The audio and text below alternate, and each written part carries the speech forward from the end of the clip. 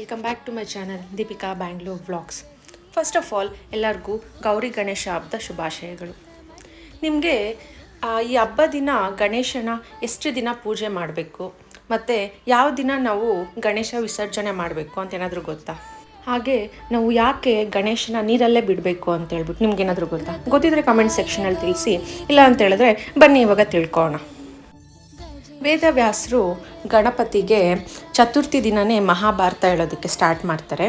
10 ದಿನ ಆದರೂ ವೇದವ್ಯಾಸರು ಗಣಪತಿಗೆ ಮಹಾಭಾರತವನ್ನು ಹೇಳ್ತಾನೆ ಇರ್ತಾರೆ.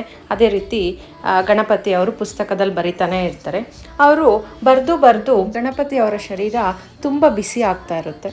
ಸೊ ಅದನ್ನು ಗಮನಿಸಿದ ವೇದವ್ಯಾಸರು ಏನಪ್ಪ ಮಾಡಬೇಕು ಅಂತೇಳ್ಬಿಟ್ಟು ಯೋಚನೆ ಮಾಡಿದಾಗ ಪಕ್ಕದಲ್ಲೇ ಒಂದು ನದಿ ಇರುತ್ತೆ. ನದಿಗೆ ಕರ್ಕೊಂಡೋಗಿ ಗಣೇಶ ಅವ್ರಿಗೆ ಸ್ನಾನ ಮಾಡಿಸ್ತಾರೆ. ಸ್ನಾನ ಮಾಡಿಸಿದ ತಕ್ಷಣ ಗಣೇಶಗೆ ತುಂಬ ಖುಷಿಯಾಗುತ್ತೆ.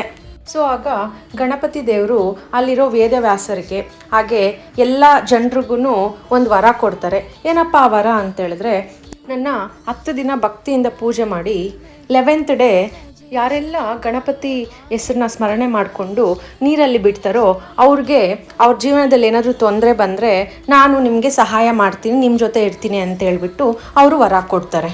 ಸೊ ಆವಾಗಿಂದ ನಾವು ಅದನ್ನೇ ಫಾಲೋ ಮಾಡ್ಕೊಂಬಂದಿದ್ದೀರಿ. ನೋಡಿದ್ರಲ್ಲ ಈ ಆಚರಣೆ ಎಲ್ಲಿಂದ ಸ್ಟಾರ್ಟ್ ಆಯಿತು.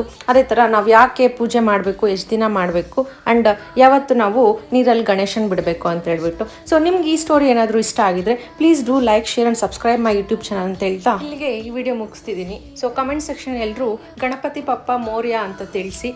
ಅದೇ ಥರ ಈ ಥರ ಎಷ್ಟು ನಮ್ಗೆ ಗೊತ್ತಿಲ್ಲದಿರೋ ಸ್ಟೋರಿನ ನಿಮ್ಮ ಮುಂದೆ ತರ್ತೀನಿ ಅಂತ ಹೇಳ್ತಾ ನೆಕ್ಸ್ಟ್ ವಿಡಿಯೋದಲ್ಲಿ ಸಿಗೋಣ. ಅಂಟಿಲ್ ದೆನ್ ಟೇಕ್ ಕೇರ್, ಬಾಯ್.